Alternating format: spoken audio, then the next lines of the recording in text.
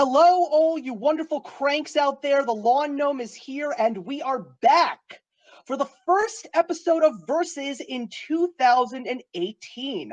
I am so excited to have you all here. So, if you are new to the channel, let me say welcome, because it is a pleasure to always have you here. And to all of you guys that are coming back, I'm hoping that you have a wonderful time for the next 2 hours maximum, because we all have important things to do in our lives for this weekend as well. But for just a little bit of time, we're going to be discussing the Maze Runner books, and we're going to be pitting them up against their film counterparts. And we just concluded the Maze Runner films in theaters in January with the final installment, The Death Cure. But now it is time to take a look at these books as well as their films and see which one does in fact reign supreme.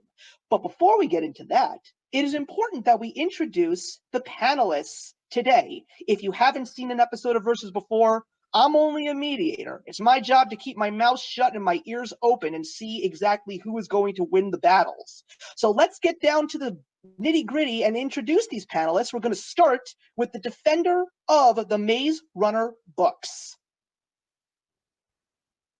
All right, so I'm Krista. I'm over at the channel The Bookish Porcupine, and I'm defending the books. I'm excited.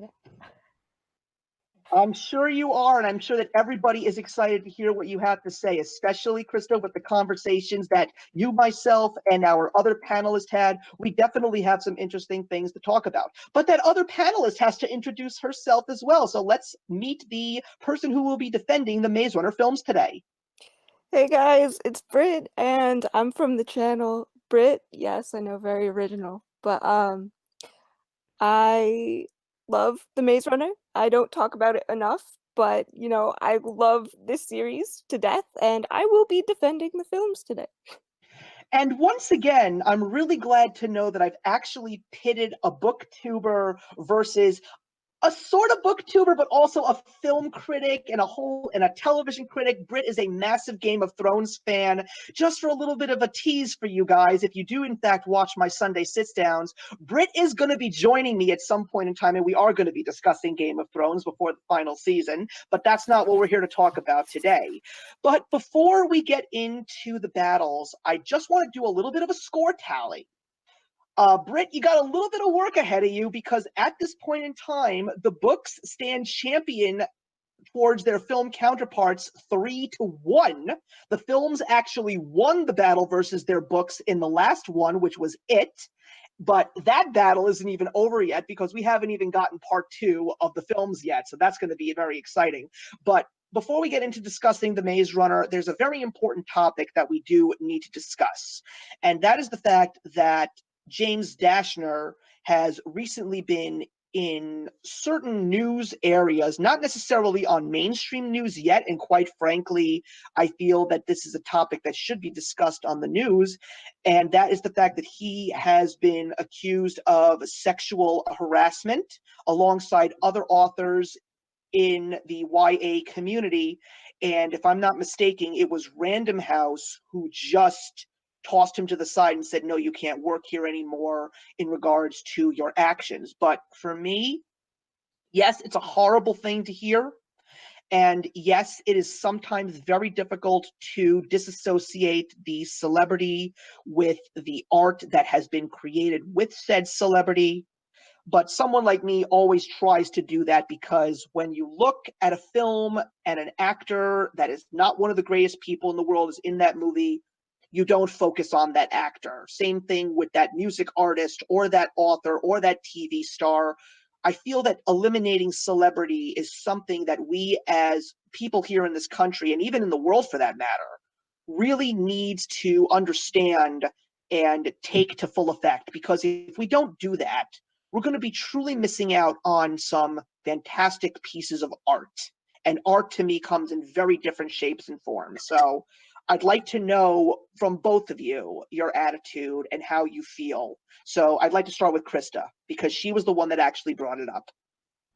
I think it's definitely unfortunate of circumstances, and after the whole announcement of multiple people, not just James Dashner himself, I was a little skeptical, which I think everyone is as fans. You know, we put authors and celebrities up into a higher degree. But since then, there have been like other things happening, and I don't know. I just think it's an unfortunate situation, but I also know that The Maze Runner did have an effect on me in my like reading life, and so it's important for me to still remember to love the books and love the movies by themselves and take them for what they are. Well said. Well said. And Britt, how about yourself? Okay, at the risk of sounding kind of like a jerk here, um, I do want to say that I'm skeptical of these allegations. Now, keep in mind, I've I've dealt with things like this, and I know what it's like to not be believed and how bad that hurts. Yeah. But it sounds to me like James Dashner wasn't even aware of these things until he got dropped by his publisher. So I'm gonna go with the more innocent until proven guilty route here. Which is something that seems to have been lost amongst us when it comes to people committing crimes. That's really the law of the land. And the fact that we're now basically pretending that doesn't exist, I honestly feel that that's leading us down a very dangerous path. I agree with you to a certain extent. I mean, I feel that we should listen. You know, we definitely need to listen, but we really shouldn't, be judge, jury, and executioner until we officially have the said proof. Yeah. But if we don't listen, that's where we're just as guilty. Mm-hmm. All right. Well, ladies, well spoken. I'm really glad that you both got a chance to say your piece, because this is an important thing that we all need to discuss and always keep in mind, because we always have to live by that golden rule, do unto others as you would wish done unto yourself. And that's always a very positive way to look at life. But let's begin the battles and let's get to the Maze Runner. So the Maze Runner is definitely, for me, a book in the whole YA realm that really stands out amongst the others. There are very few these days in terms of YA that really does wow me. And this series definitely was one of those that kept me interested. It was definitely a very different, more action-packed YA story. But what I'd like to know from the both of you was, how did you discover them, and how did you feel hearing that these books were going to go down the exact same path as Harry Potter, Twilight, The Hunger Games, and all these other YAs that have already gone in that route for better or possibly for worse? And unfortunately, I think a lot of them are really hitting the skids these days. But Krista, what did you think when you first discovered the books? How did you feel about them? And when you heard about the movie coming out, how did you feel? Okay, so honestly, I don't even remember ever purchasing the Maze Runner books. I think they just appeared on my shelf one day, honestly. Just I had them so long, so I picked them up and I really loved them. Like I flew through them. I ended up switching to like audiobooks, I think, for the last two, and I thought that they were really great, and I'm a huge fan of dystopian genre, so I am also very picky, and so this one I felt lived up to my expectations of originality and content, and I was a little hesitant on how they would turn into films, because the books, there's a lot of like, it's not always super fast paced in the book. And so I was worried that it would then make the movies slow and uninteresting to watch. So I was a little skeptical, but I still absolutely wanted to see them 100%. Awesome. Britt, how about yourself? Okay, so I have a bit of a unique circumstance. I'm I always into that. I actually saw the Maze Runner film on a whim because it was the day that I had to put a pet down. Hmm. And my friends wanted to get me out of the house to keep my mind off of it. And so they said, well, why don't we go take you to see The Maze Runner? We just saw it and it was fantastic. So I said, oh, okay. And then I went and I saw the film and I completely fell in love with The Maze Runner. I went out, I bought all the books, I binged read them in a week. It was great. Yeah, they're definitely very fast-paced reads. I actually discovered the books when I heard that the movie was coming out. That was also when the booktube community actually started talking a lot more about the books. So, I always go by the rule, don't judge a book by its movie. There's also some exceptions to the rule in that aspect as well. But yeah, I picked up The Maze Runner and I finished that book in just a little under 2 days. It was a very quick read and it was definitely a lot of fun. And so I got very, very excited to go and see the movie. So let's begin with the first book, The Maze Runner, alongside its film counterpart for battle number one. And the best place to start would definitely be the description of the atmosphere, because this story gives you a lot of stuff to take in when it first begins. So let's start with the books, obviously, because that's where all the material came from. Krista, your attitude towards the atmosphere of the book, and then immediately after that, we'll ask Britt to talk about how it was similar or possibly even different in the film. So the atmosphere in the book, at the very beginning, Thomas is kind of thrust into this world, and so it was very nerve-wracking and taking it all in from, especially from his perspective in the book.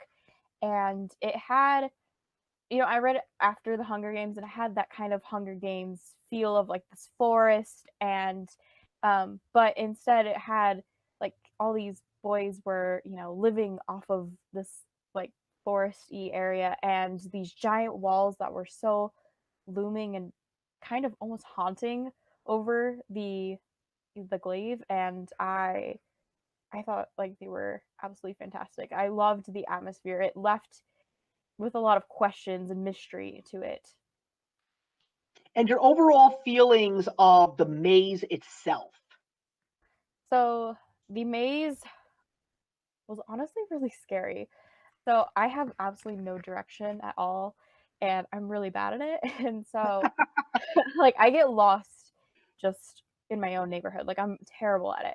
And so the idea of this maze terrified me so much, and it changed a lot every single day. It changed to a different structure, and it was dark and mysterious, and everyone was also warning Thomas not to go into it. And so I thought that also played off of the fear of this unusual contraption that they were surrounded by. And I don't know, it just was so eerie and haunting and full of mystery. It was like the maze didn't have a ton of like action in it. It didn't have like a lot of like creatures and stuff. That had some creatures, but not like, anything super scary. But the whole fact that they couldn't find a way out is what was terrifying about the maze. Okay, so Britt, it transitions to film. You finally get the visuals, your attitude in regards to the atmosphere, and after that, the maze itself. Okay, so the general atmosphere, well, obviously, since we're discussing the films here, it starts with Thomas coming up into the maze in that elevator, and he feels very, very trapped. And I thought that that was very fitting for the film, since they all are kind of trapped in this dome-like prison, basically. They can't get out or anything. And then it pans out to the walls covered in ivy, and you just see how massive this maze is. And I think it really lent itself to being that visual medium, because you really get a scope of how everything looks. And in regards to the maze, how those doors open, you hear the creaking and the wheels and the gears turning, and I felt like that set everything perfectly. So then here's a question that I would want to ask to the both of you. Whoever wants to jump in first, feel free. But do you feel that, without sound, especially when you're reading a book, all of those things are in your mind? Some of these things that you actually get to see on film are not even things that you consider. Because, Britt, you mentioned the sounds of the gears turning and the doors opening. So it really takes a lot of the mystery away, which is basically what Krista was saying about the atmosphere and the maze in the book.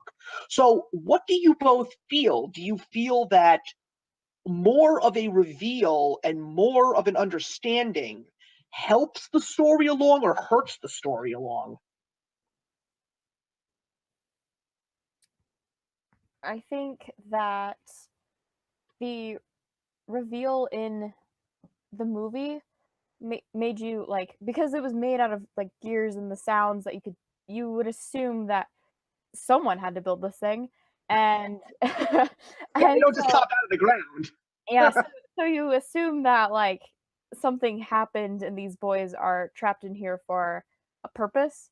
And in the book, you don't get that information. It's a maze, and until later on you find out through circumstances and stuff. But you find out that it's maze, and when you're reading a book, you also don't necessarily know the like whether or not there's fantastical elements along with it. So when I was reading the book, I was wondering if like, I don't know, some mystical god made the maze, or like, because it could be different fictional elements that come into play in order to make the maze materialize rather than the creaking of gears and stuff.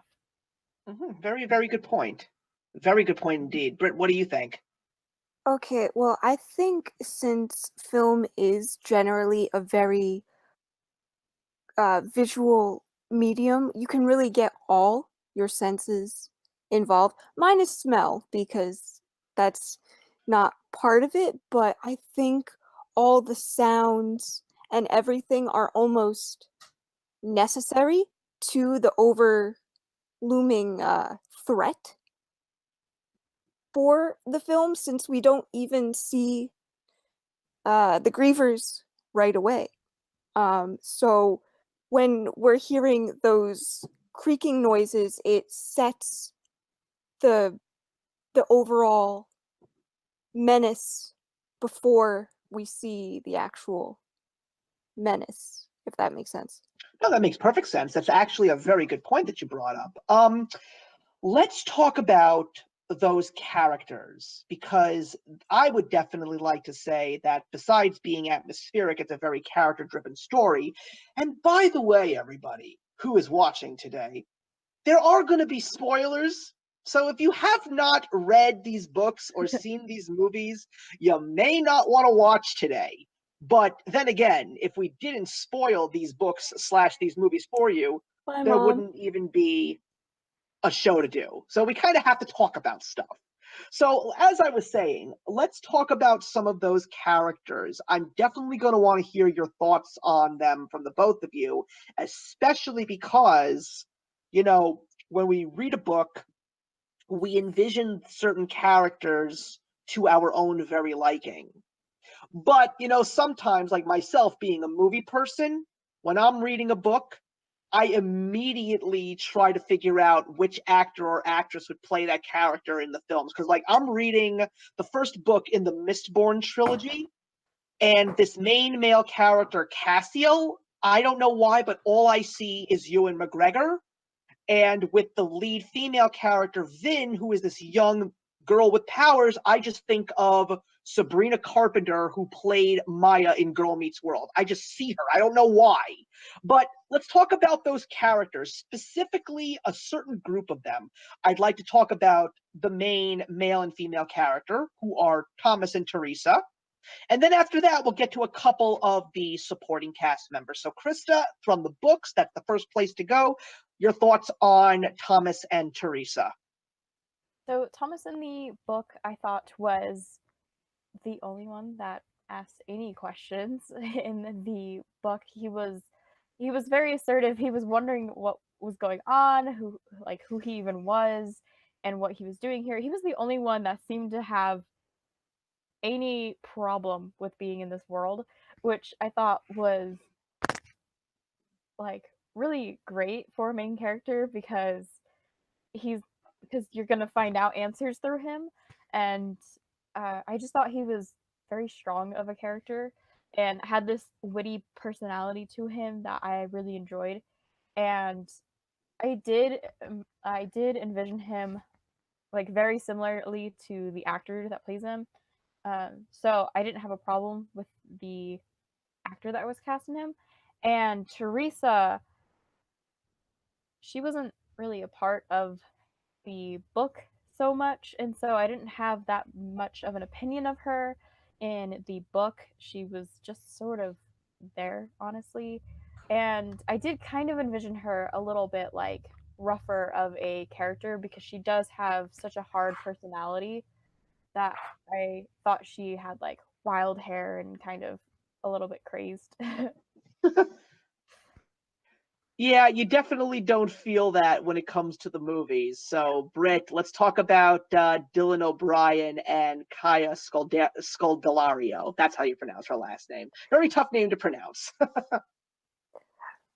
Okay, well, since I did start with the movies first, I I do feel like I have a bit of a bias because that's the only thing that I really came to know these characters with. But that being said, I thought that Dylan was fantastic, and these actually felt like teenagers. Obviously, they're not teenagers, but they were young enough to kind of pull off that teenager look. And I felt like with Dylan, him not looking stereotypically athletic kind of worked. Um, because he, you know, spent so much time in that lab at Wicked, so he probably wouldn't be all that athletic. And in regards to Teresa, I do feel like um, I'm blanking on her actress's name. I apologize. Yeah, it's okay. I'll give it to you. It's Kaya Scoldelario. Okay. So I felt like Kaya didn't really need wild and crazy hair to kind of um, portray the badass that Teresa was, because I mean, right from the get-go, she comes out of that elevator and she's kicking and screaming, and when we see her again, she's throwing rocks at the boys. She's taken control, and I don't think that in order to be a strong character, you need to look quote unquote stereotypically strong. Yeah, I agree with you there. Yeah, I agree with you in regards to Dylan O'Brien. He was more so of a toned, average-looking structure because someone who is average and toned does not necessarily mean that that person is weak. I Mm-hmm. agree with you there. So let's also talk about some of the supporting cast. I mean, we've got a lot of great characters because when Thomas enters the glade, he is introduced to this whole group of boys, and the ones that really do stand out in this group are Gally, and we also have Newt, and we also have the leader of the group, Albie, as well as Frypan. There's another one that we're going to talk about, as well as Chuck. That's another one that shows up in this story, but there's another specific one that we're going to discuss a little bit later because he has a much bigger role to play with the maze itself. But let's talk about some of those characters, and then let's talk about some of those actors that were chosen to portray these characters. Okay, so Newt he was second in command in the books, and I felt like he honestly took most of the leadership in the second or in the first book, and I know that there's Albie, and he was a strong leader in the first book, and I think he was from the original, like, I think there was some original members of the Maze Runner that enters the maze together, and he was one of the original ones, and so he was there the longest, and so that's why he kind of got voted as leader. And he he has such a hard personality, and sometimes he can be a jerk in the book, and I understand why, because he's trying to keep things orderly in the book and keep the glade running how it is. And Newt was always trying to ensure that, but also make people feel safe, and like it was a like they were all friends. And Chuck was Thomas's, I think, first friend in the maze. I think we can all say that. And I think he was so sweet. He brought laughter to the whole, like, situation, and he taught Thomas how things ran in the maze because no one else seemed to, and I just really appreciated that. And Gally is a personality. Putting it lightly. Yeah, he's definitely a character. He's sort of like Albie in the sense that he wants everything to keep going the way it is, but Albie has sort of an end, like, in goal, and Gally is just kind of fine living in the confines of the maze. Mm-hmm. Okay, so in regards to the movies, again, these are all fantastic, fantastic actors. It's kind of a funny story with Chuck. His actor actually kept tweeting the casting director until the casting director actually said, "Well, come in for an audition," and he did. And the casting director loved him so much that they actually gave him the role of Chuck. Oh wow, I didn't even know that. Yeah, and so it's nice to see a new face. Um, and I think, with maybe the exception of Thomas Brody Sangster, these were kind of all relatively new faces. I know that Dylan O'Brien was in Teen Wolf prior to this, but Right. these Yeah, but Will Poulter had been around for a while too. that's a good point. He's been around. The first time I saw him was in The Voyage of the Dawn Treader, the third Narnia film. That's when I first saw him. He was really young back then. Oh yeah, yeah. But I feel like with Albie versus Gally, I think that a lot of Albie's character in the films got pushed on Gally. Because I felt like Albie was more of the main antagonist of the books, and I felt like in the films they kind of gave him a more friendlier, laid back, trusting personality to make Gally the main protagonist. And I think that, Will Porter was a smart decision, because Will Porter knows how to play a character that's very antagonistic very, very well. I can't disagree with you on that. Everybody out there, if you haven't seen a little movie called Detroit, you will not see a more antagonist of a character played by Will Poulter than in Detroit. You must see that movie. He is amazing. Major Oscar 2018 snub right there, and that is the end of that. But so then we officially get to see the maze itself, thanks to a certain young man who shows his face a little bit later in the film. And that, of course, is Minho. And he is what is called in the book a runner. So through that, we learn a little bit about more of the maze itself, and we'll definitely go into comparison details. But we also get introduced to a certain group of things that are crawling around those maze walls on the inside. Let's talk about the actual maze itself and the grievers. So the maze in the books is something that changes every day, and there's lots of different counterparts to it, and they've been tracking this for years. Like they have a whole hut set up for this maze that they've tried to map out, which I think is really cool because there has to be an end to the maze, and um, Thomas doesn't figure that out until later, like that they're actually tracking it and that's what they're doing.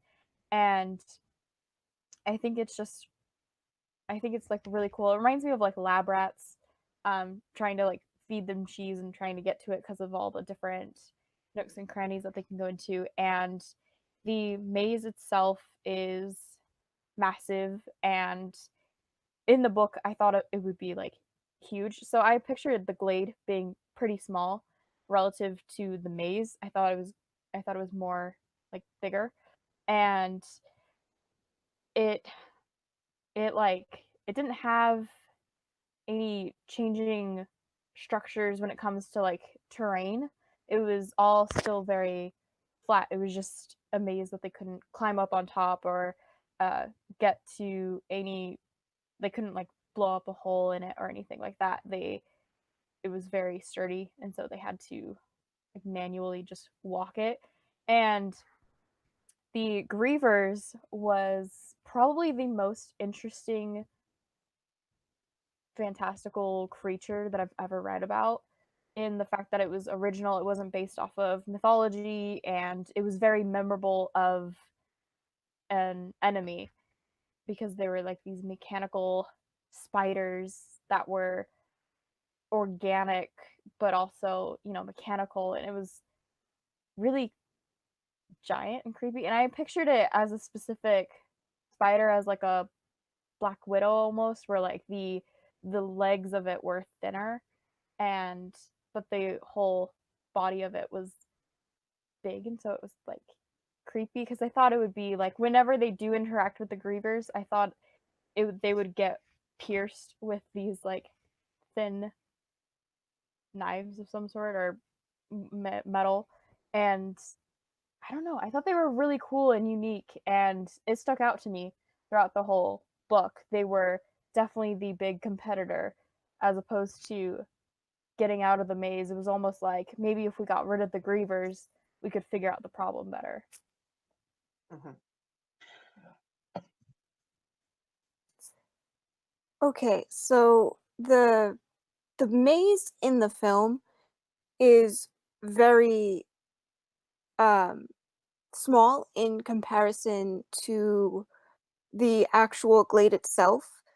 But and Krista, you can correct me if I'm wrong here, but I believe that in the books, Wicked was sending up supplies, Yes. Yes, they and were. in the film, I think the glade had to be bigger because these boys were basically reliant on their own devices. They basically had to be farmers, and so I think that's why the glade was so large in the films versus the maze, because that's just what was more important for most of the film because we spent most of the time in the glade. But the maze itself, along with the grievers, in the films they were almost like these weird turret-like things from Portal with a mix of scorpions, and they're terrifying, especially when they first come out of the maze and it's kind of this chaos type of deal where they're attacking everybody. And if I remember correctly, if memory serves me right, it was more of, in the books, a griever would take one of the gladers each night while Yeah, they were asleep. yeah, that was later on in the book when, things happened. In the book, the first encounter of the grievers was when Thomas went into the maze to help Minnow and Albie. So Okay. So yeah, that's what I think of the that's what I think of the Maze and the Grievers. Okay. So, along with all of these, we also have some true distinct differences. Like, we're really talking about things that truly stick out, especially when a book transitions to film. A lot of people say that while it will definitely dissatisfy the true fans of the book, I mean, you have no idea how many people will constantly complain about all the changes made in all 8 Harry Potter films, but sometimes you have to do that because it just doesn't translate well when it comes to film. So there are certain things in the Maze Runner that are definitely going to be discussed. And the first thing is the slang. so in the book, the um the slang is used all the time, and James Dashner did that for a few reasons. He didn't want to limit the cursing because some readers don't read books with cursing, and so he didn't want it to limit his reader base and his audience, which I thought was a smart and unique move. And he also wanted it to seem like these boys have been living in this situation for quite a while, depending on which boy, obviously, and they they were surviving on themselves. They were interacting by themselves, and they woke up with no memories but their name. And so it would make sense for them to create their own version of slang throughout their course of living there.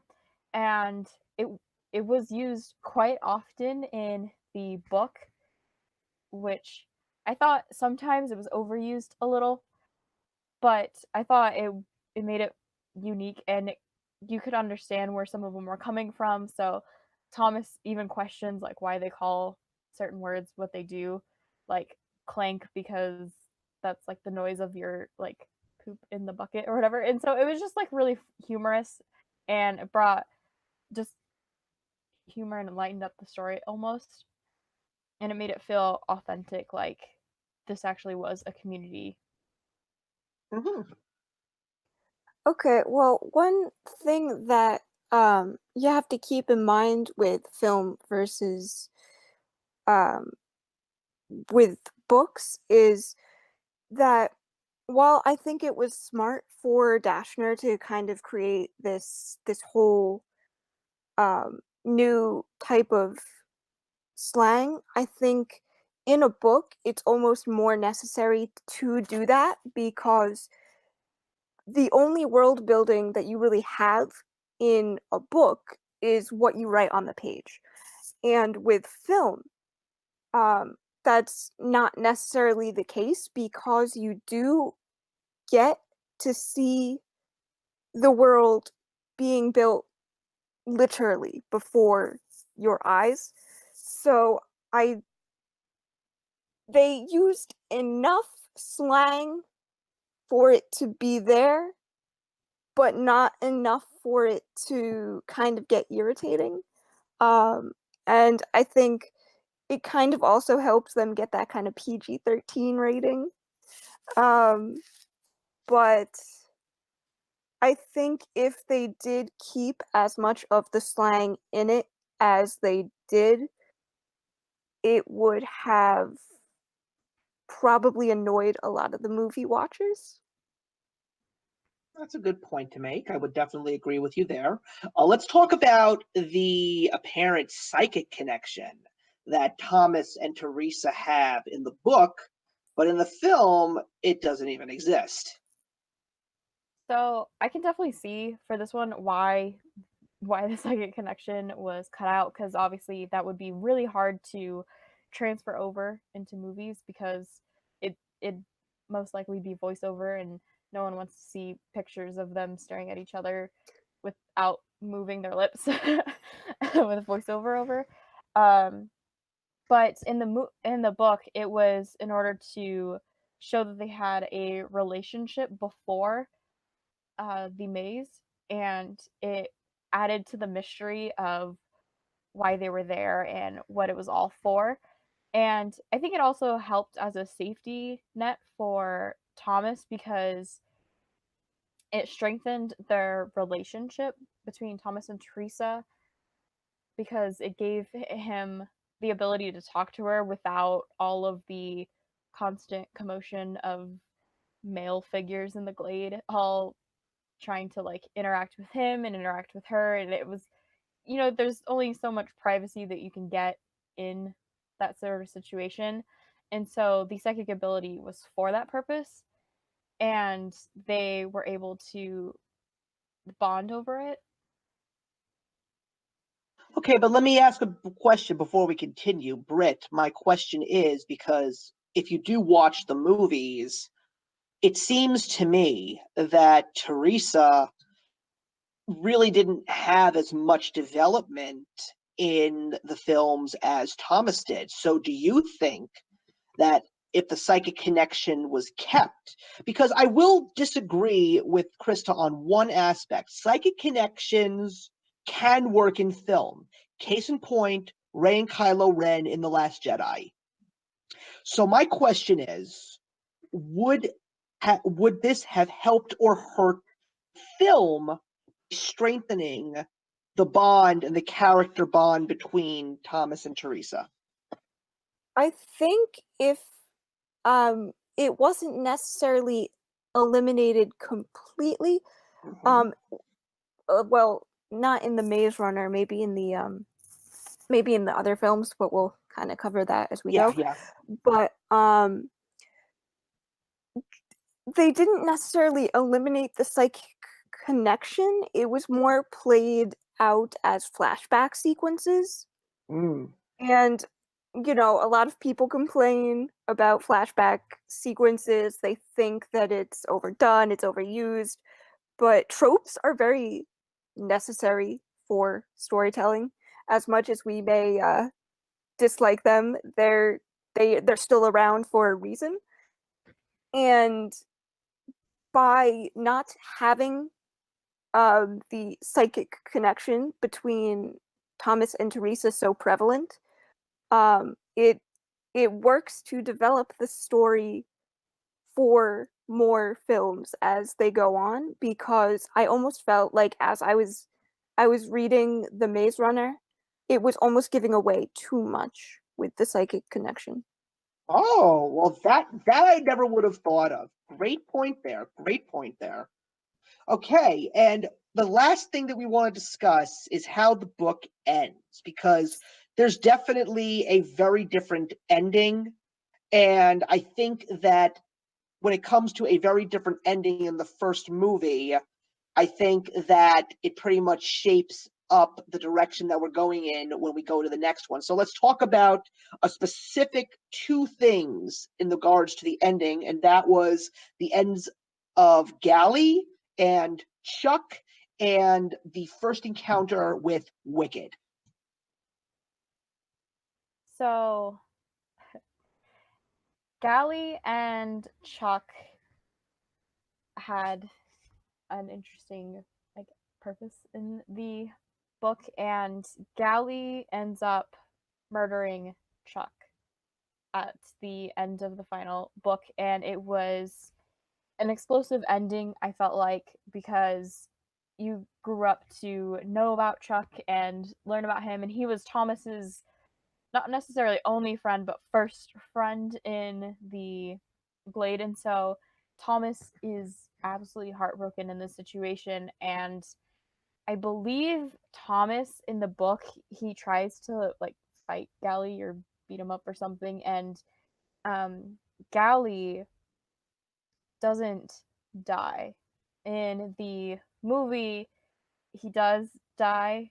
And I felt like in the movie, like, reading the book first, I was wondering where they were going to go with that, because it seemed in the book, it seemed that Gally had a purpose for continuing to live.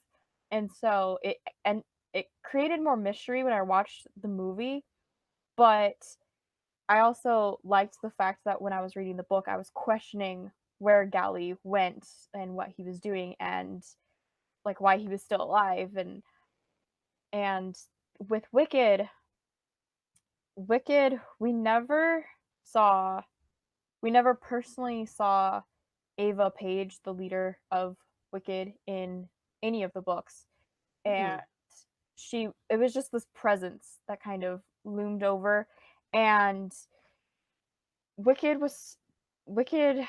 in the book was made to be like I felt like the Gladers knew more understanding of their purpose, and they weren't necessarily okay with it, but they also knew why they were there, and they finally got some answers. So I feel like they were ready for whatever was to encounter in book 2 more. They were more prepared, I guess.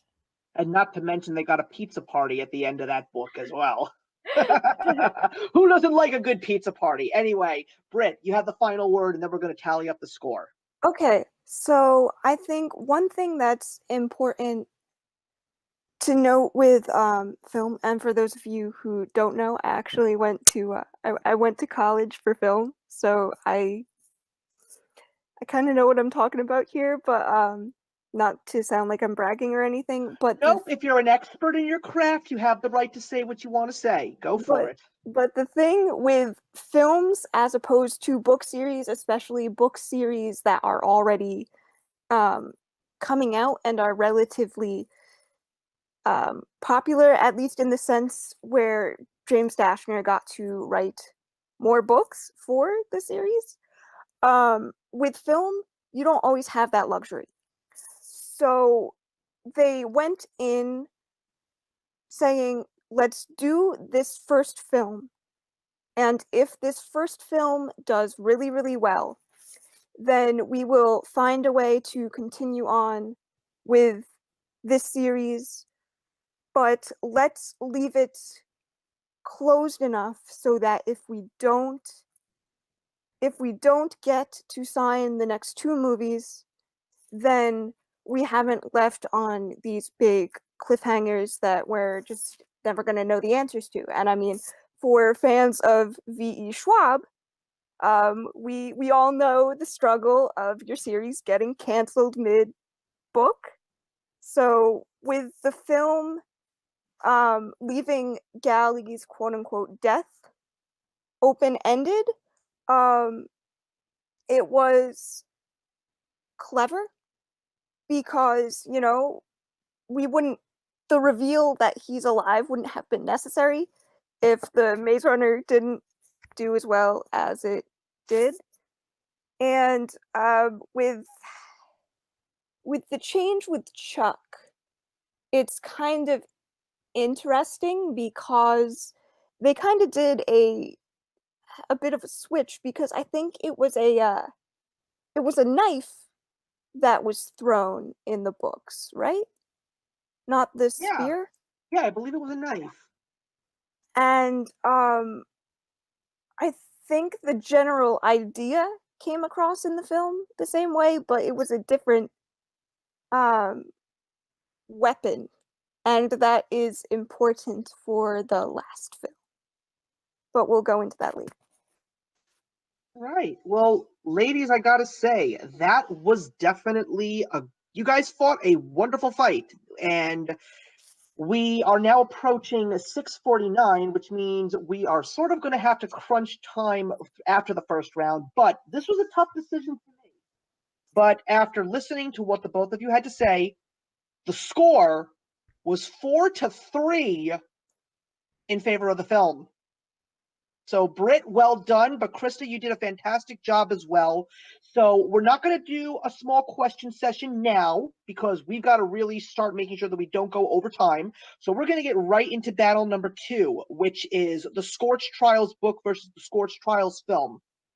And this is where the lines are really going to start to diverge, because we definitely have 2 separate entities here. And as somebody who walked into the first Maze Runner film enjoying it, but actually thinking the book was better, I was walking into this movie not so much enjoying the book that it was about. So let's begin with the Scorched Trials, and let's talk a little bit more about why they are 2 completely different stories. So at the beginning of the Scorch trials, it's a trial, and Wicked has spoken to them and told them more of their purpose. They are here to find a cure. They used to work for Wicked. All these kids did, and that's what their memories were wiped. They either volunteered or just were elected to participate in this trial for a cure for this disease called the flare. And the so it was also implied that there's another group which we'll mention later, but that it was sort of like a race in order to get to a next destination, and so they had to cross this desert with lots of challenges, sort of, and obstacles that they had to overcome. And in the movie, it was completely not really a trial, honestly. I'm gonna have to disagree with you there, Krista. I think it was definitely a trial. It was just a different kind of type of trial because there's this illusion that once they escape Wicked, that they're free of Wicked. And that's as we know, that's not, actually the case. So while they are outside in the Scorch, they are still very much controlled by Wicked. Wicked is always kind of this overlooming threat, especially with all the ships constantly going overhead, and like they're kind of like I don't know how to word this. They're kind of like animals still trapped in a cage. Like it's I guess the better way to put this is like it's like putting an animal in a zoo versus putting an animal in a controlled sanctuary. You know what I mean? Basically, they now have more free roam, but they're still being monitored and watched. Yeah. Well, I see exactly what you're saying. something else with Wicked that's very different between the Scorch Trials is that, I mean, immediately in the first book, it's set on like one of the maze walls. Wicked is good, and I feel like the movies definitely portray them more as a villain, as an antagonistic group of people trying to control them, and the Gladers like not volunteer, but sort of half willingly go through this process because there there is sort of this, like, there's still more of a mystery, I feel like, and they they're wondering what Wicked actually is doing, and so I feel like they're more trying to figure out whether or not they are bad or are actually good. That's a That valid point. Yeah, I mean, definitely Wicked is way more of an antagonistic sort of presence in the films, but I feel like that was a very necessary change because we needed that sort of antagonistic presence, especially since they were going out into um this outside world that they haven't even seen in years. So while Wicked maybe gives the illusion of being more antagonistic, I think the world itself of the Scorch is kind of like the villain here because Wicked can control them to a certain extent, but they can't control everything. Like, say, Thomas gets attacked by a crank. Wicked can't necessarily control that, at least not in the films, because Wicked definitely had a more controlling presence in the books, I felt like. If that makes sense. But yeah, Wicked is definitely more evil, but I think that in and of itself is more subjective because Wicked sees themselves as legitimately good. They see themselves as, well, if we put these kids through these trials, even though we're going to lose a lot of them, how much worse is it going to be if the world falls apart? Mm. And some of the other things that we get revealed in this is we get a couple of new characters, but we also get an understanding of the fact that there is another camp. There is another group that's being studied. So let's talk about the second camp and how it's a little bit different from the first one. And then we'll get on and discuss a couple of the other characters and, of course, the actors that portray them. Let's talk about the second camp first. So the second camp in the books, it's only mentioned that there's one other camp, which I believe they're Group B, and Group A is Thomas's group, and it's a role reversal where everyone is female except for the last one, which is Aris, who's the only male character, and it's more of a competition between that sole group. Mm-hmm. I'm gonna be honest here. I think that with the films, that having it be kind of more than one group was a tad more realistic, because if they are going to go through the troubles of going through all of these trials, they need more than two control groups. You know what I mean? Hmm. So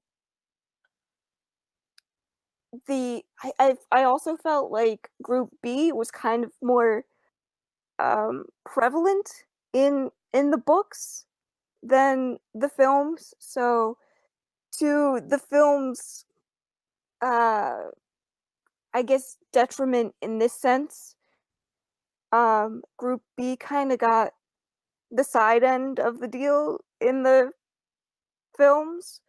But since the films are so different from the book itself, its main focus is, how are you going to get out of this, Thomas? It's not necessarily, well, let's work together and team up. It's, how do we get out of Wicked? Hmm. Okay. And now a couple of those characters. We've got the young boy in Camp B amongst the women, and that, of course, is Aris. We also have a little bit more of Dr. Price. We also have some characters that they meet outside the Scorch named Guillermo and Brenda.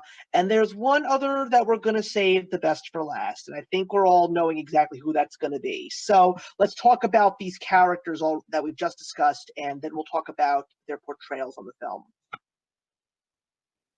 So Eris was the only boy in Group B, and he is sort of like the unknown variable amongst um, the Gleaders because he's new, and he seems to also have the most information in the books. He's wicked, and he's the one that wants to actually get to the bottom of Wicked, and the rest of the Gleaders are kind of like going with the flow, I guess, of their predicament.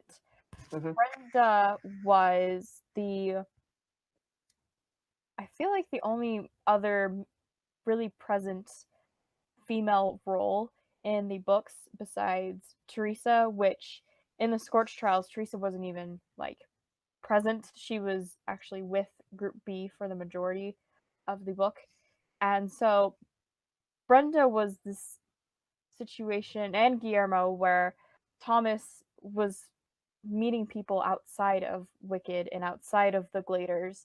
And so it was their first real look at what is actually going on with the planet and the city and what their situation actually was like. They got sort of a grander reveal of what's actually going on besides the unknown of the Gladers and then the biased opinion of Wicked, which I thought did a lot to the story because it made you think whether or not Wicked was good and whether there was any improvement that they've actually accomplished. And Dr. Price, again, wasn't super present in the books. She was just sort of the monitor, the mediator, to describe what their next steps were, but she didn't have like as much of a presence as she did in the films. And I agree for the most part. I think that Eris was made more friendly in the films because you kind of needed to trust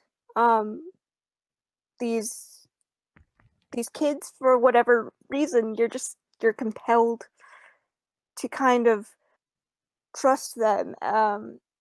Aris is helping out Thomas in the films. They're climbing through these vents, and Aris is he genuinely wants to help and figure out what's going on in the films, while in the books it does seem that he has more malicious intentions, at least in the Scorch Trials. With Dr. Page, I kind of feel the same way with Krista here. I don't think that she was very important to the books or the films necessarily. I think she just existed, and that was about it. And my apologies, I called her Dr. Price. I meant Dr. Page. My apologies. But let's talk about briefly our good friend Ratnan, aka Jensen. And I know that Britt's going to want to say some stuff about him because of the specific actor that was chosen to play this specific character.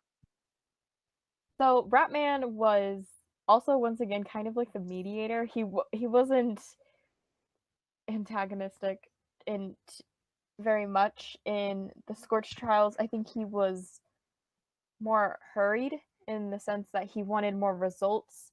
I think the doctor was just kind of taking her time and being scientific about it, and he actually wanted to get to the bottom of it and find a solution fast.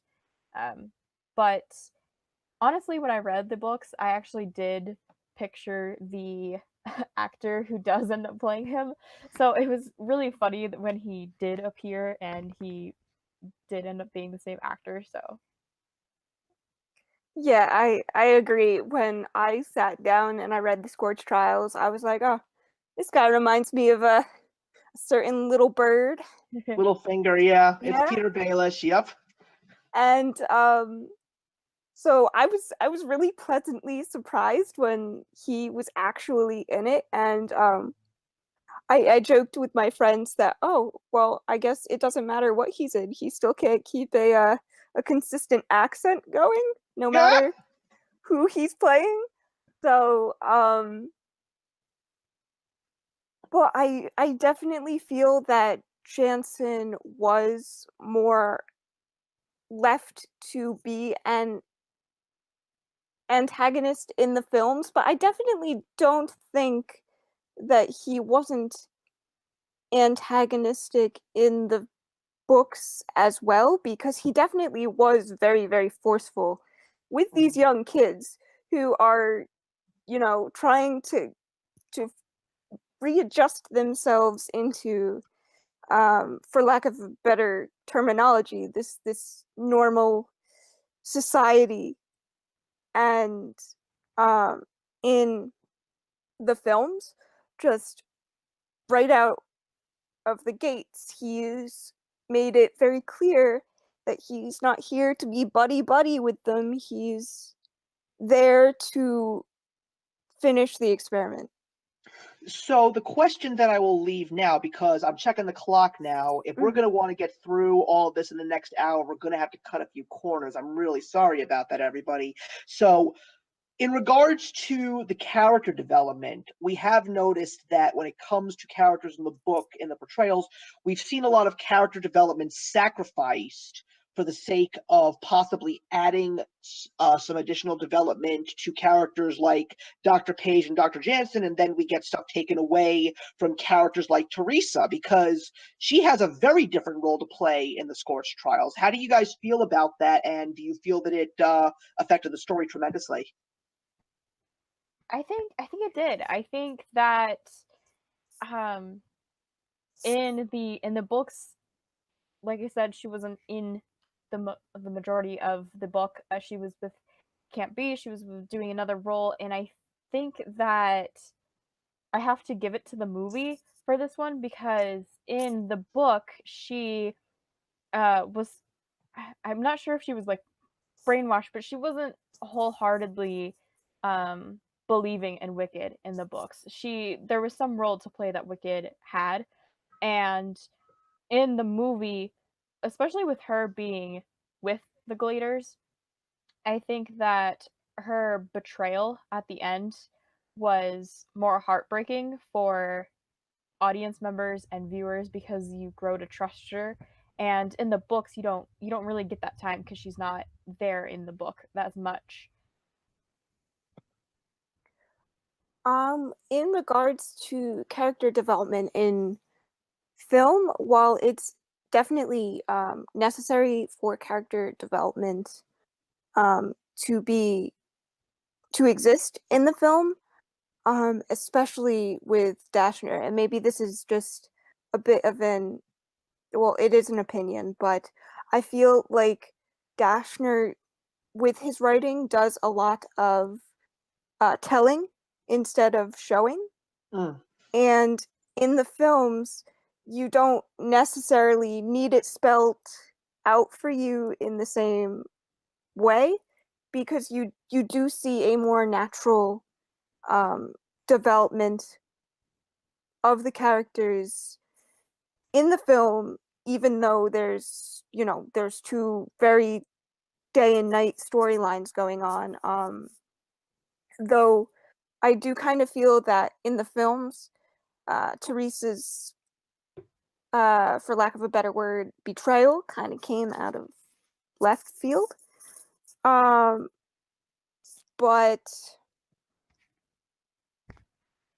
regarding Brenda, I do believe that I read somewhere that Brenda was created because the Teresa wasn't very well received for both.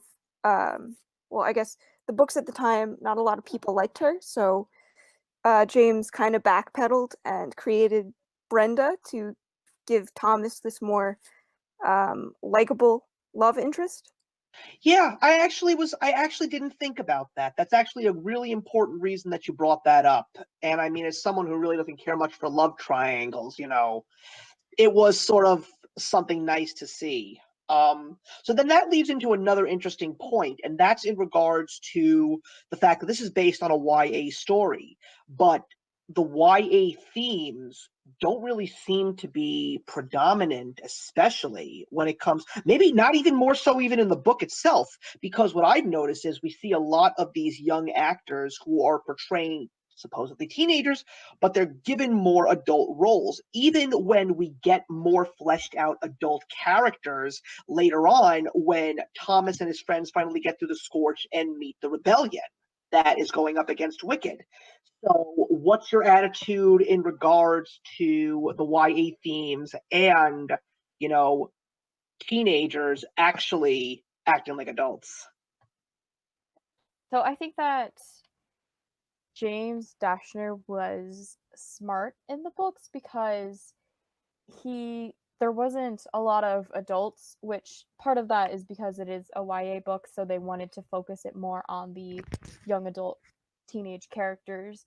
But I felt like they had to go to their own devices, and they were able to think by themselves without adults sort of leaning them in different directions, because when they meet with Guillermo and Brenda, they're treated like adults, like they're treated as people, and they have this more equal role, and they actually step up to the challenge, and they're not afraid to, you know, kill some cranks or like fight or even like medical, uh like they are able to help bandage some of their members, and like I just felt like it was smart because it made it read like teenagers do have brains and they don't need adults to tell them what to do all the time. And we're seeing that a lot in the real world these days, especially with what happened in Florida 2 weeks ago. That's something that we are noticing because, look, teenagers are people too. They have brains in their heads, you know? There's no reason why you shouldn't treat them like adults at certain points in time. I mean, they do have to understand their boundaries before they go out into the real world, but there's no reason why you cannot talk equally as an adult to a younger person, especially if you're trying to be someone who's influential. And I don't think that a lot of adults give a good majority of teenagers enough credit.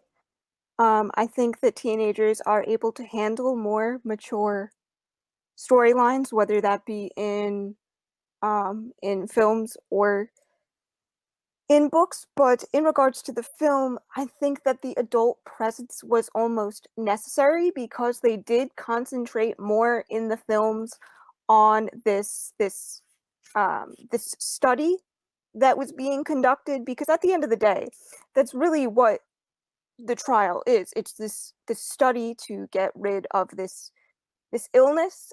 And I mean, unless all of um, these teenagers are Doogie Howser, I think that the adult presence for the film's narrative was necessary because that's what they really decided to hone in on for the films. And while it's great to show that teenagers are capable of surviving on their own, I mean, look at how the films handled the Glade in the Maze Runner. They were left to their own devices and they survived for that long. But when something goes um, terribly, terribly wrong, like when we see Winston succumb to the flare and, you know, take his own life, there's definitely an adult presence that's needed for the films. And that actually leads right into the next point because we do have a couple of changes at the very end. One of them was the death of Winston, as well as Minho and Aris getting captured. So let's talk about that a little bit, and we'll then close it out with a little bit more foreshadowing as well as the revealing of the cranks, because I think that that was something that a lot of people were curious to see would translate into film. So the death of Winston was really like heartbreaking in both situations, honestly. And I felt like both of them were dealt in a well manner because in in the book I feel like it goes into more of a description of how it goes down, and if I'm not mistaken, I think they even stay for it. I don't think they leave him. And I can understand why they would in the movie because seeing it in visual is more graphic that to some degree because it depends on your imagination obviously, but in in the book it was sad, and I don't know, I think in both situations it was well handled, I feel like. um and Minnow and Eris getting captured in the movie, I don't even remember Eris getting captured, honestly. I remember Minnow because they were screaming about it, and it was more of a devastation of circumstances. But the movie, I don't remember it. And I know in the Death Cure, obviously he comes back, but the in the book, I'm trying to remember how Minnow. I don't think Minnow even disappeared in the book at the end. Correct me if I'm wrong, though. I think that Minho got shocked, but not. Completely. No, he did get taken in the books because it's Thomas, Jorge, and Brenda all exiting on that ship, I think, that Jorge stole. I think. I could be remembering that wrong, but I think he did get taken at one point. Maybe not at the end, but Yeah. Mm-hmm. uh, Yeah, I honestly don't really remember that part either. That's very, very strange. I mean, it's just because it's been so long since I've seen the movies. But again, I have to be the mediator here. I can't really say anything in defense. yeah. But I mean, with the films, they need something to jump the gun into the death cure. So with Minho being Minho and Aris being taken, I think that it makes sense from the film's narrative, because if Minho gets taken, then that means that Thomas has a reason to go back to Wicked, and uh and there's a sense of group loyalty in both the books and the film, and I think that's played out very well in both. But I feel like the ending just made sense, knowing what we were going to go into with the death cure. Mm-hmm. And what did you guys think of the depiction of the cranks? Because, a zombie's a zombie, but a zombie can be very impactful depending on how you vision it and how you write it or how you show it on screen. So that was honestly my biggest complaint about both of the final movies, was the portrayal of the cranks. Once again, I kind of understand why visually in films, but in the book, and James Dashner has even said that the movie's portrayal of the cranks is something that he would change because it wasn't what he envisioned. And the whole thing with the flare, it's a disease that makes you go insane. It doesn't change you in any format. It doesn't make you like gray and scaly or zombie like. It literally makes you go insane. There's depictions of it in the book where people might be raw and red because of just scratching themselves so much, and they could have like bite marks from biting themselves, but it was more of an insanity and losing control of yourself than turning into a zombie like creature in the films. Okay, well, with the films, I will say, for those of you who might be familiar with dystopian uh video games, the cranks for the film, they actually based off of clickers from The Last of Us. Oh, okay. So while you're right, it the flare is a disease that makes you go more and more insane the more it starts to affect you. I think the easiest way to portray that was not necessarily go the zombie route, but it's the quickest way to register that this disease is terrible. Mm. So I guess it depends on what source material you want to go with, but they were based off of clickers. So That's good. That's very interesting to know. Okay, well, another round has officially concluded. Again, I gotta say that this could have been a runaway. This almost was a runaway, but the film did win The score was 5-3, but Krista, you really picked your game up at the very end. What you said about the whole capture as well as the cranks and the whole YA, you really stepped your game up over there. So I really appreciated what you said at the end. But we have one more book to go, as well as one more film, and that of course is The Death Cure. And before we get into discussing that, we also have to say we were all very patient because of what happened with Dylan O'Brien. But the best part about that was the fact that, if I'm not mistaken, that whole reason as to why we waited a whole additional year for The Death Cure to come out, that wasn't even in the book. Yeah. So let's talk about that Mad Max Fury Road moment that they had in the movie. So once again, in the book, Minnow's not captured, or at least it's captured somewhere else.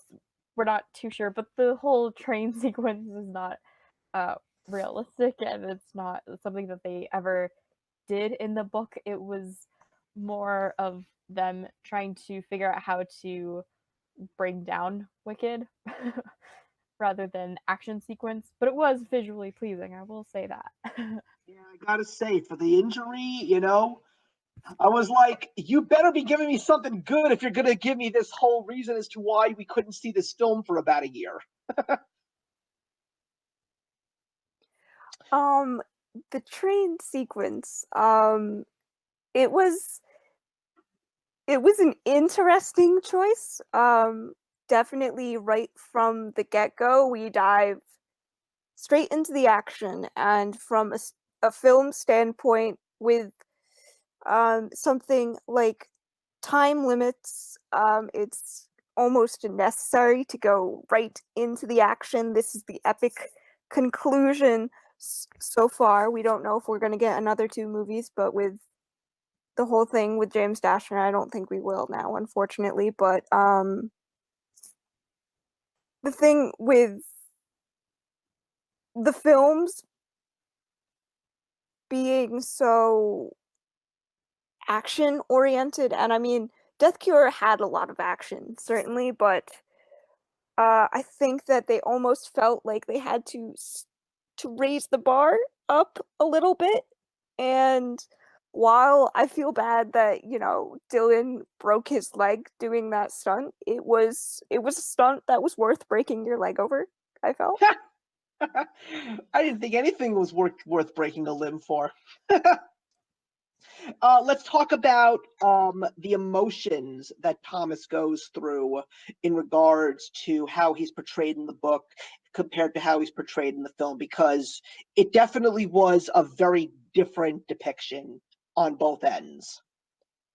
As to the book, Thomas at this point, for the majority of it, is filled with this absolute rage of Wicked. He's honestly over it. Like, he is tired of being a lab rat. He's tired of seeing his friends die in front of him, and he is tired of this torture and his friend's betrayal, and he feels like Wicked is solely responsible for all of the harm that has been caused upon him.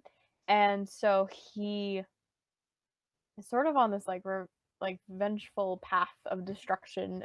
And so he's taking a lot of leadership in the 3rd book, trying to figure out how exactly to take down Wicked, what's the best way. But it's very different from the movie. While it's definitely portrayed differently in the films, I don't necessarily think that Thomas is any less angry. I just think that they, in the films, they show it in a different way, because with the books, we're mostly getting a lot of Thomas's anger with his internal monologue.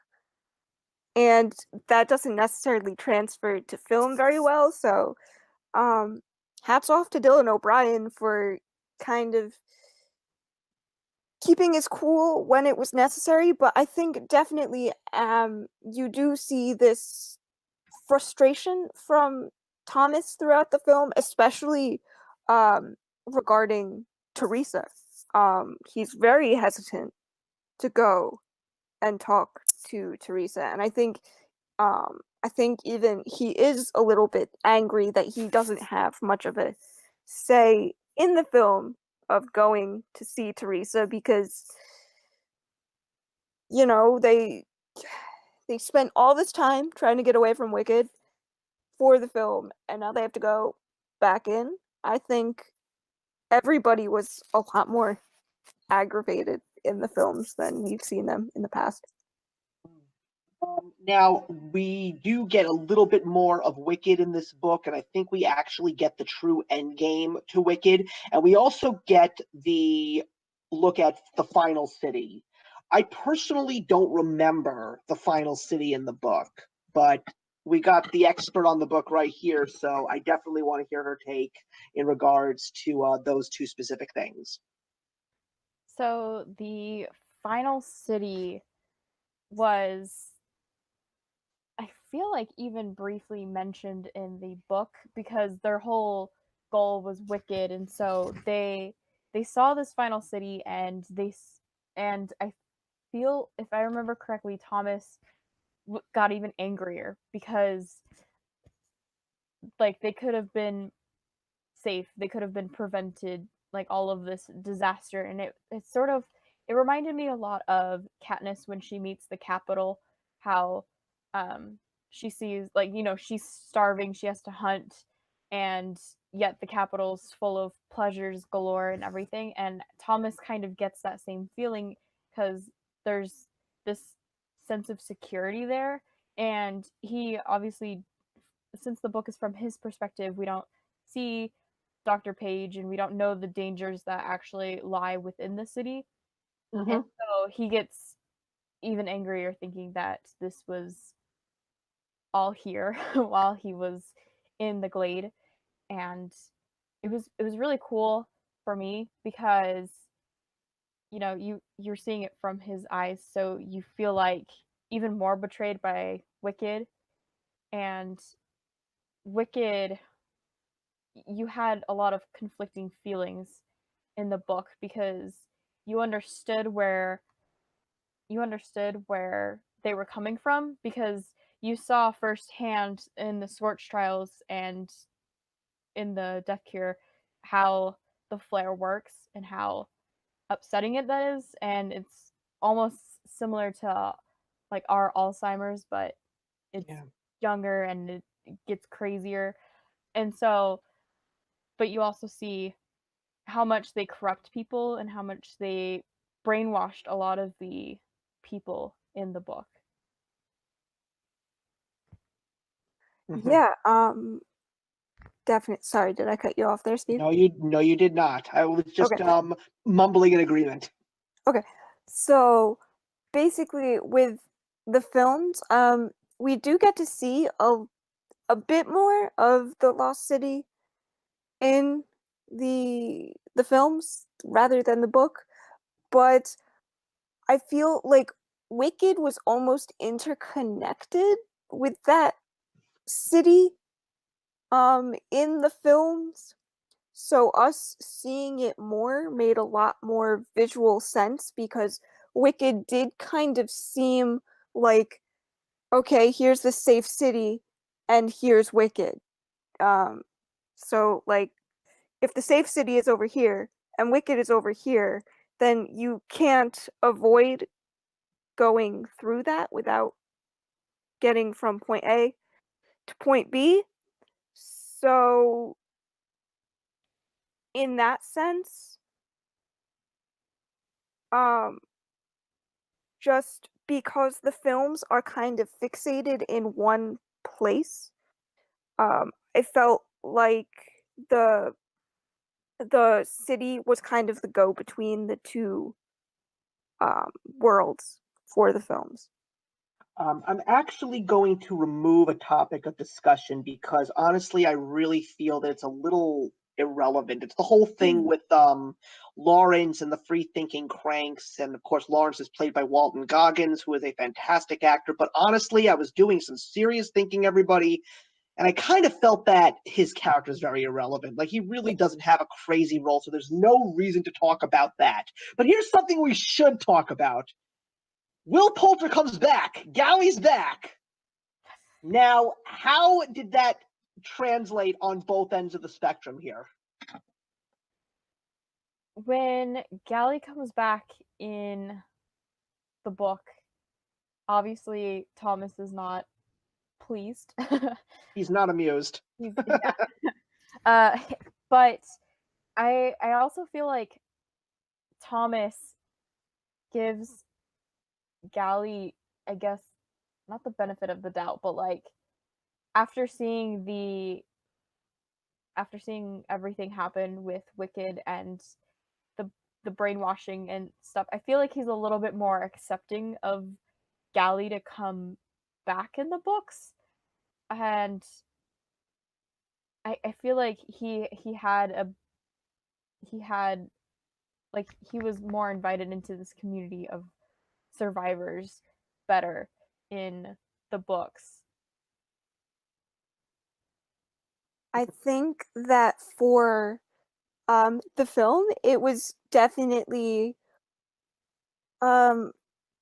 organic. I believe that in the books, Gally does send Thomas this sort of letter type thing, and in the films, he's actually dressed as kind of this soldier guard person that works for Wicked, and I think that his introduction was smart because I went with somebody who didn't read the books at all. And so when Gally removed that helmet, it was genuine shock. I felt like from a film standpoint, Gally's introduction and Thomas being not so accepting of him made sense narrative-wise for the films, because Thomas was always in the films he didn't really have a reason to trust Gally. And so with Gally all of a sudden coming out of nowhere, the last they saw of him, he was supposedly bleeding out on the ground, ready to kill them all because he was so adamant about not leaving the glade in the films, that if Thomas in the film did accept him right away, it would be kind of weird. Mm-hmm. Now, this is going to be an interesting discussion here. Thomas, obviously being the main character, we now officially see his true purpose in two completely different ways, and it all leads to the meaning of him in regards to being the cure for the flare, hence the book The Death Cure. But as I said, it's portrayed very different, and I know for a fact that it definitely was different as someone who read the books and saw the films. So let's talk a little bit about that.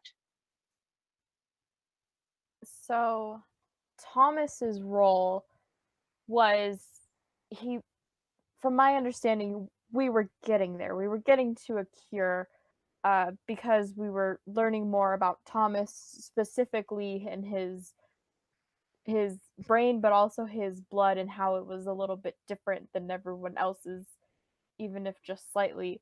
And the and when it comes to being like stung by the grievers, and I think even getting the flare, there was not really a cure, but there was sort of like a like a like the best way to describe it is like a flu shot, but you would get it after you got it, like after you've been given the flare.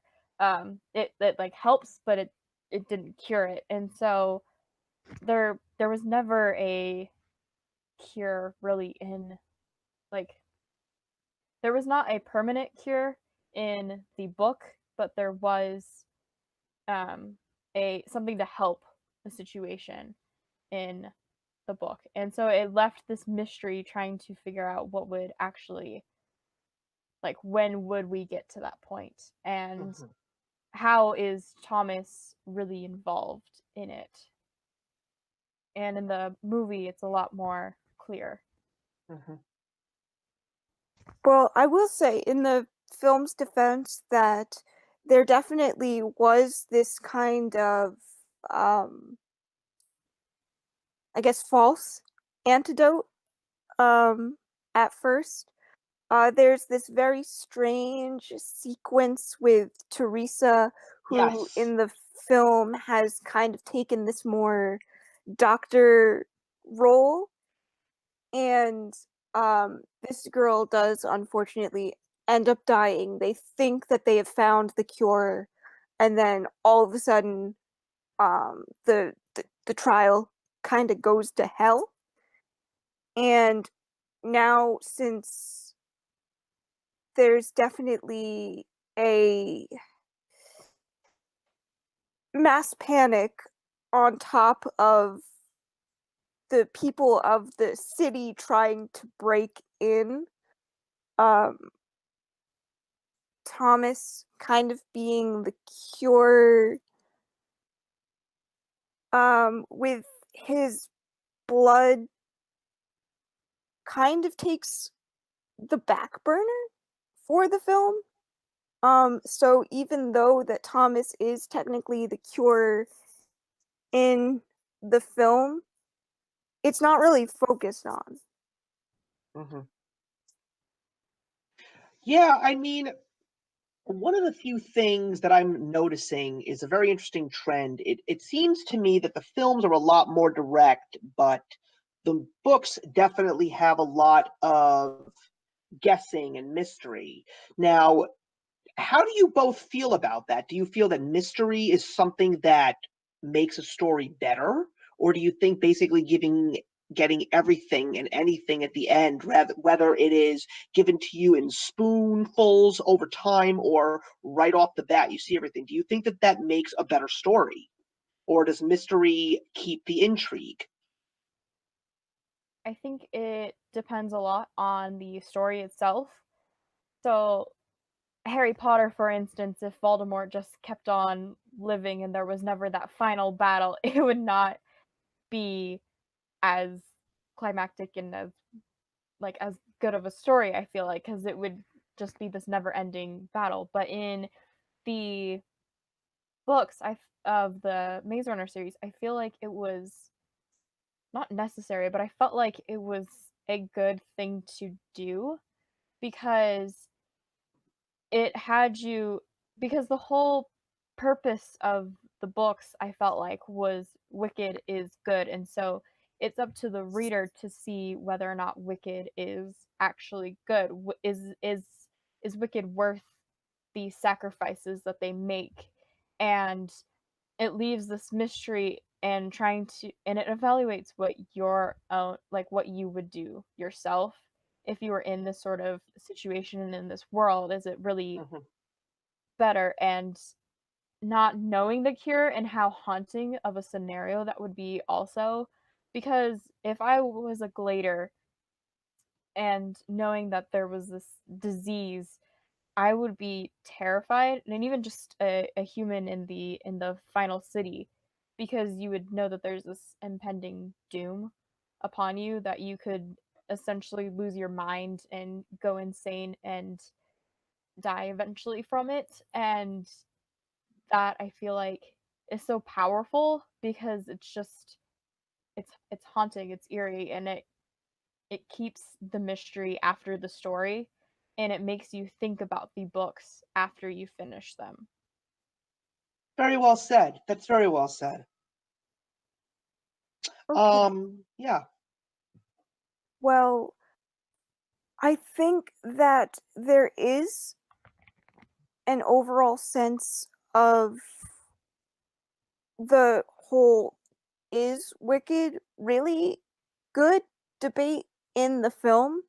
I think it's just going to depend on each individual person seeing it, since it is such a bigger part of the films, and I felt like they really utilized Teresa very well for the films in this sense because she was almost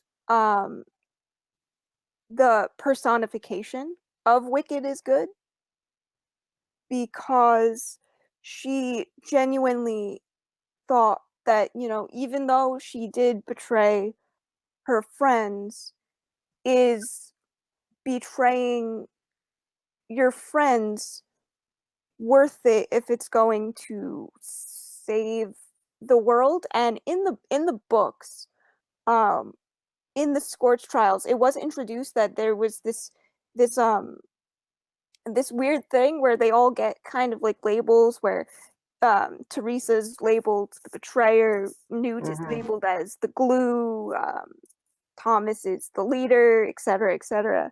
And I think that rather than showing that in the films, they chose to put them in the characters themselves.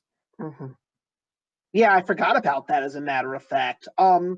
So I'm also really glad that Krista brought up Harry Potter, because that's going to lead into the next topic. If there's anything that is so hard for someone like me when it comes to going to a movie or reading a book, it's especially when it comes to the death of characters, it's very hard to get me to cry. But my God, when Dobby dies in Deathly Hallows, I bawled like a little girl with a skinned knee, I will not lie. So we have Newt's death, and the book, not so much for me, but oh my God, the movie.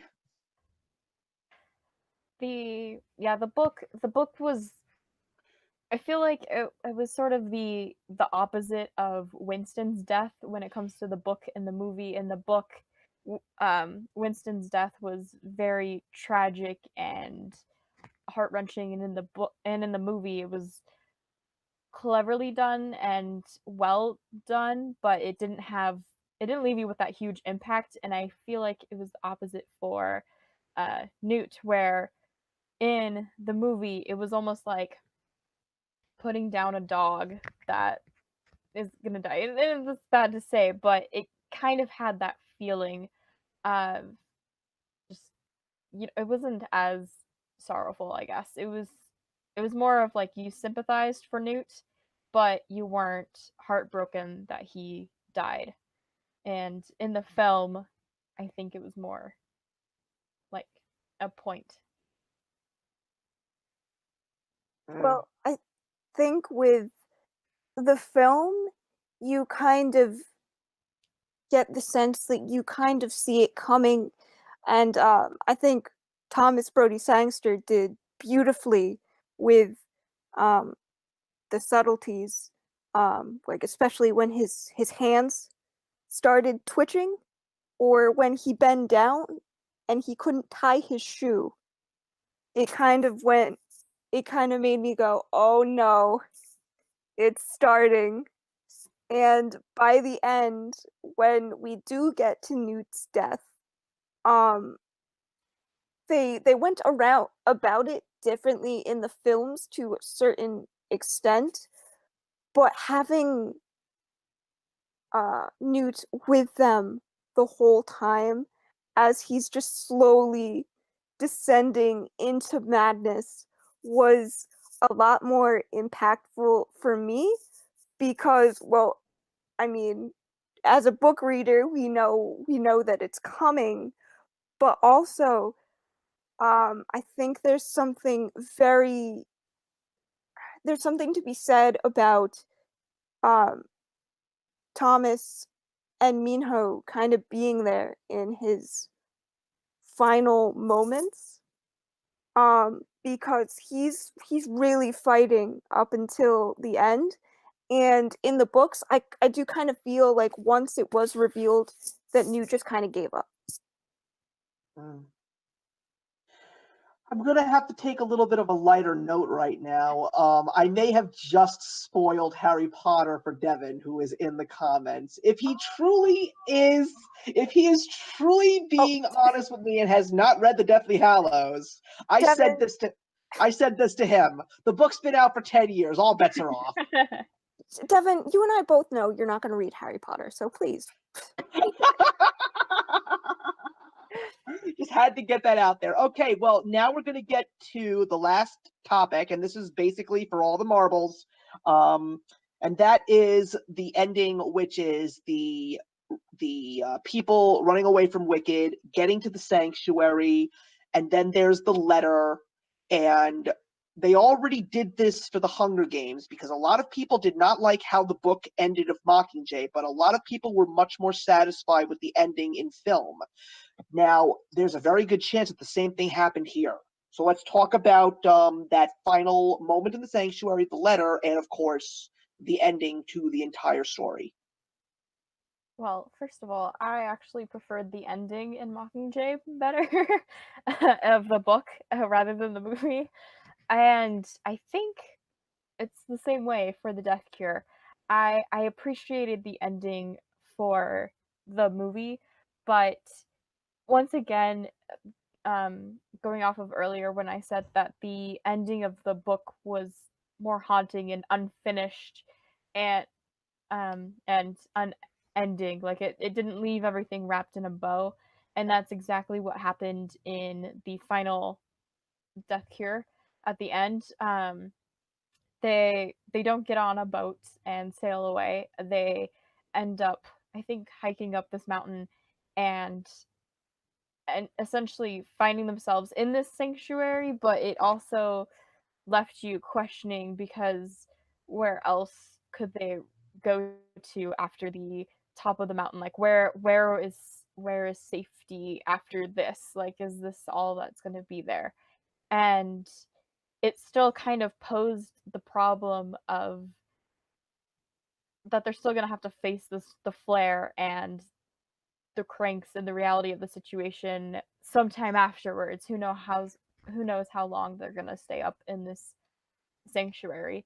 And I felt like that was smart because like I said, it made you think about what happens after the books are done, and so it kept me thinking about it after I finished the whole series. I was thinking more about what they logically would do and how, like, if it would get any better, because they were essentially secluding themselves from the problems that they were facing. And I thought that was just an interesting ending, and it wasn't exactly the ending that I wanted, but I also felt like it was the ending that it needed. Mm-hmm. Yeah, I mean, they don't even climb a mountain in the movie, as far as I remember. They just take a boat and go to a distant land, which is also very different. Yeah. Well, I think that you have to take a few factors into consideration when comparing the books to the movie. Well, I know that one book was a prequel, and another book was like the whole entire backstory. James Dashner did kind of have that crutch to lean on. And the films don't necessarily have that. And I mean, I don't know how many people have seen or read The Beach by Alex Garland, but just because they go to an island and everything seems all happy, sunshine, rainbows, there's a lot that could happen. I mean, look at Lord of the Flies. I mean, they went crazy. I mean, they're 8-year-olds, but they still went insane. So while I feel like the movie did kind of create the impression that they did arrive in this quote unquote paradise of an island, there's definitely a sense of um, foreboding, especially since Thomas didn't, he's looking at the cure and he's looking at the ocean, and then he puts it back in his pocket.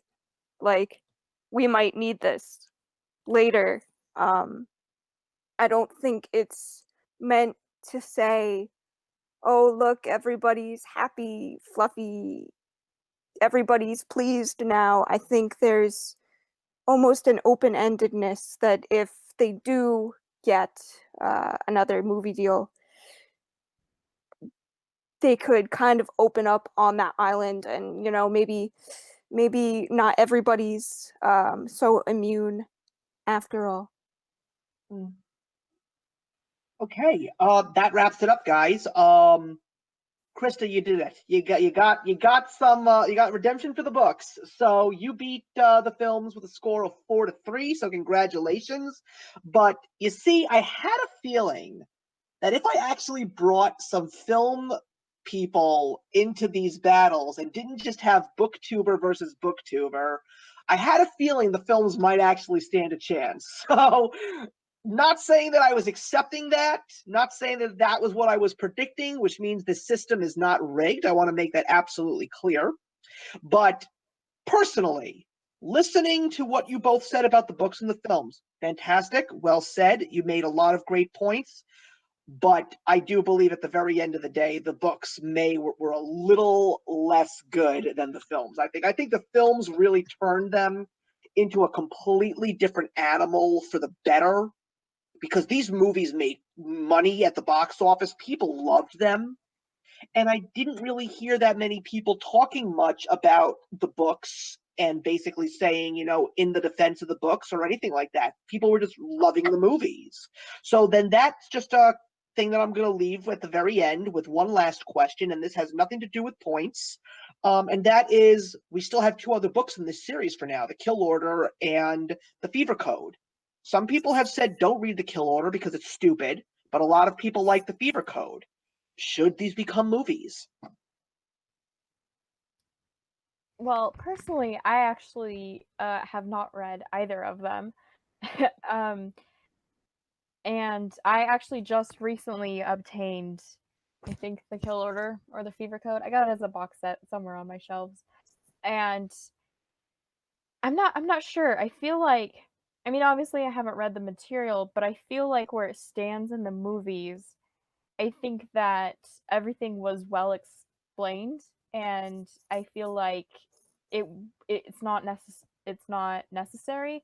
In the books, there's still a lot of questions that probably need to be answered, and that's why he came up with the source material, so that way you can read the prequels and get more answers. And I feel like the movie, you don't need as many, and I think if anything they would make another sequel.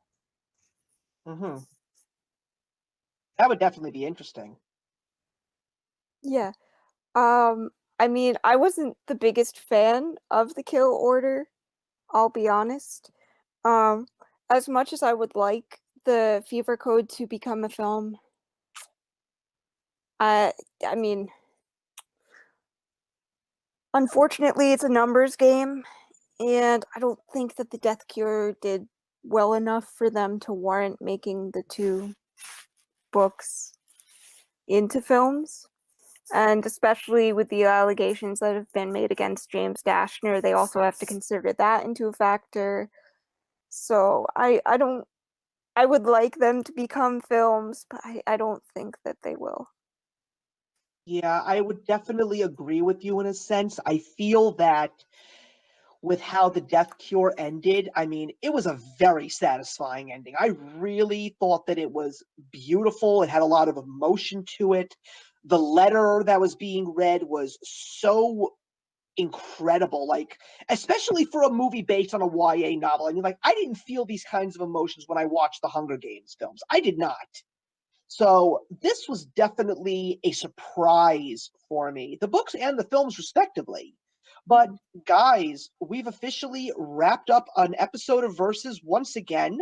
I have to say that this was definitely one of the best episodes that I have ever been a part of. I feel that the 2 of you gave such incredible perspective, and you really took time to break everything down and analyze, which is why I was so upset that I had to constantly look at my watch and say, we're running short of time, we got to wrap this up. But that's the beauty of really building and embracing on something that you really know about and how you really want to bring that thunder to an actual battle when it comes to a book and film comparison. So everybody out there, if you did watch, I know that we don't have any people left in the chat box at the moment, but I did see some comments flying around, which is great. It was a pleasure to do another episode of Versus. I'm glad that you all enjoyed watching. This is going to get taken down in a few minutes so I can add a nice little intro and outro. And I'm also going to send the video to the both of you via Google Share Drive so you could post this on your channel. But your Twitter information and your channels are going to be in the box below when it officially goes back up, so everybody will get a chance to check your channels out. And ladies and gentlemen, these are two smaller booktubers. They really, and YouTubers, they really need to be watched because they bring such great insight and great originality to their channels. I love what Krista has to say about books, and also congratulate her. She is getting married this month. So congratulations to that. I'm so happy to hear this. I'm hoping that the wedding is wonderful. And Britt, I found her channel at the right moment when the whole BookTube powder keg exploded. She just had so many amazing things to say, so insightful. And the two of us, we talk about politics all the time, and goddamn do we have fun. We really, really do. And Devin knows that. He knows that because I talk about politics with him too, and he enjoys that as well. But anyway, everybody, thank you so much for watching. Please leave your comments in the box below. It was a pleasure to do another Versus episode for you guys, and I'm looking forward to the next one. I will see you all then. Have a good night. Bye, guys. Bye. Hey, thank you so much for stopping by my channel today. If you're new here and want to see more of what my channel has to offer, please click on the link to my last video, or hit that subscribe button to be kept up to date with all of my uploads. Content of all sorts is posted here quite often, so trust me, you do not want to fall behind. I will see you in the comments, and actions speak louder than words.